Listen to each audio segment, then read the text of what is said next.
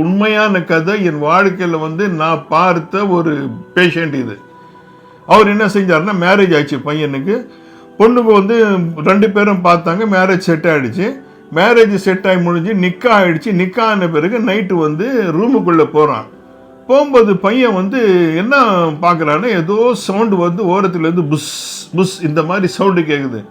என்ன இது சவுண்ட் இருக்குன்னு சொல்லி பொண்ணு பக்கத்தில் பார்த்தா பொண்ணோட முகத்துலேருந்து இந்த வாயிலேருந்து அந்த சவுண்டு வந்துட்டு இருக்கு, புஷ் புஷ்ன்னு சொல்லி. அதே சமயத்தில் அந்த பொண்ணோட கையை வந்து உற்று பார்க்குறான். பாம்பு தோல் எப்படி இருக்கும் டிசைனு, அந்த மாதிரி டிசைனில் மாறி இருந்தது. நீங்கள் சொல்லுங்கள், இது வந்து நான் சொல்கிறது பொய்யா?